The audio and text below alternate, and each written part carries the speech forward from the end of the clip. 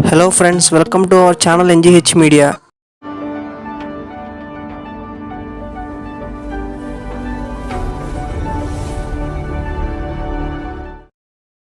Friends, మీ అందరికీ చిన్నప్పటి నుంచి చాలా డౌట్స్ ఉంటాయి. ఆ డౌట్స్ ఏంటంటే అసలు ఉరుములు మెరుపులు ఎందుకు వస్తాయి, అసలు ఈ ఉరుములు మెరుపులు రావడానికి మెయిన్ రీజన్ ఏంటి, ఇవన్నీ కూడా వాన పడేటప్పుడు ఎందుకు వస్తాయి అని మీలో చాలామందికి డౌట్స్ ఉంటాయి. ఈరోజు నేను వీడియోలో మీ డౌట్స్ అన్నిటికి కూడా ఆన్సర్ చేయబోతున్నాను. ఫ్రెండ్స్, మెరుపులు పిడుగులు అనేవి స్టాటిక్ ఎలక్ట్రిసిటీ ప్రిన్సిపల్స్ ద్వారా భూమి మీద పడతాయి. మీకు స్టాటిక్ ఎలక్ట్రిసిటీని నేను సింపుల్గా చెప్పాలంటే ఫ్రెండ్స్, మీరు ఏదైనా సరే ఒక ప్లాస్టిక్ కుర్చీ మీద కూర్చున్నప్పుడు మీ హ్యాండ్ని ఆ కుర్చీకి రబ్ చేయండి. ఆ ప్లాస్టిక్ కుర్చీ మీ హ్యాండ్స్ మీద ఉన్న వెంట్రుకల్ని అట్రాక్ట్ చేసుకుంటుంది. ఫ్రెండ్స్, మనం ఏవైనా సరే రెస్ట్లో ఉన్న ఆబ్జెక్ట్స్ని ఒకదాన్నొకటి రబ్ చేసినట్టయితే వాటిలో ఛార్జెస్ అనేవి ఫామ్ అవుతాయి. దీని కారణంగానే మన చేతిని మన కుర్చీకి రుద్దినప్పుడల్లా మన హెయిర్ అనేది ఆ చైర్కి అట్రాక్ట్ అవుతుంది. ఫ్రెండ్స్, మనం ఇందులో గుర్తుపెట్టుకోవాల్సిన విషయం ఏంటంటే ఓన్లీ ఆపోజిట్ ఛార్జెస్ మాత్రమే అట్రాక్ట్ అవుతాయి. అంటే ఒక పాజిటివ్ ఛార్జ్ ఒక నెగిటివ్ ఛార్జ్ని అట్రాక్ట్ చేసుకుంటుంది. అండ్ అలాగే ఒక పాజిటివ్ ఛార్జ్ అనేది మరొక పాజిటివ్ ఛార్జ్ని అట్రాక్ట్ చేసుకోదు. ఒక నెగిటివ్ ఛార్జ్ కూడా మరొక నెగిటివ్ ఛార్జ్ని అట్రాక్ట్ చేసుకోదు. అంటే ఒక పాజిటివ్ ఛార్జ్ మరొక పాజిటివ్ ఛార్జ్ని నెట్టేస్తుంది, అంటే రిపిల్ చేస్తుంది. ఓన్లీ ఆపోజిట్ ఛార్జెస్ మాత్రమే అట్రాక్ట్ అవుతాయి. ఫ్రెండ్స్, మనం కనుక మేఘాలను చూసుకున్నట్టయితే ఒక మేఘం మరొక మేఘాన్ని రబ్ చేసుకోవడం కారణంగా వాటిలో ఛార్జెస్ అనేవి ఫామ్ అవుతాయి.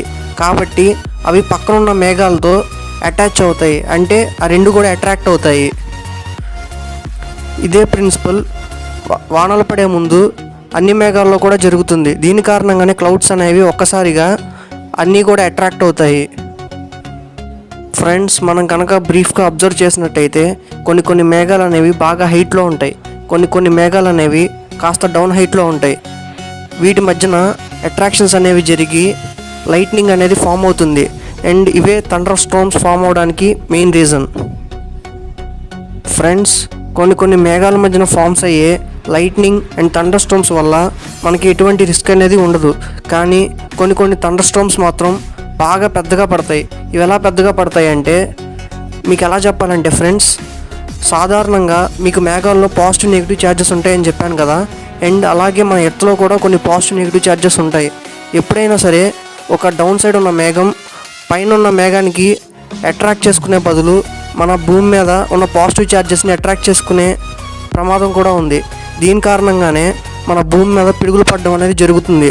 సాధారణంగా అన్ని థండర్ స్టార్మ్స్ అనేవి ఇలా జరగవు.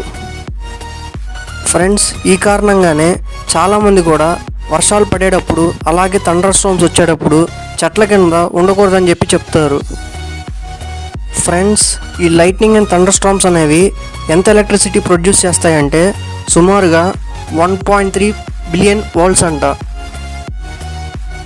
ఫ్రెండ్స్, థండర్ స్టార్మ్స్ వచ్చేటప్పుడు మనం కొన్ని సేఫ్టీ ప్రికాషన్స్ తీసుకోవాలి. ఆ ప్రికాషన్స్ ఏంటంటే మనం నీటికి కాస్త దూరంగా ఉండాలి. అండ్ అలాగే ఫ్రెండ్స్, వర్షాలు వచ్చేటప్పుడు మనం ఏదైనా సరే ఒక షెల్టర్ చూసుకుని అక్కడికి వెళ్ళాలి. అండ్ అలాగే ఫ్రెండ్స్, ఈ థండర్ స్టార్మ్స్ వచ్చేటప్పుడు మనం ఏ చెట్ల కింద కూడా ఉండకూడదు. అండ్ అలాగే ఫ్రెండ్స్, మనం కనుక ఇంట్లో ఉన్నట్టయితే వెంటనే కిటికీలను క్లోజ్ చేయాలి.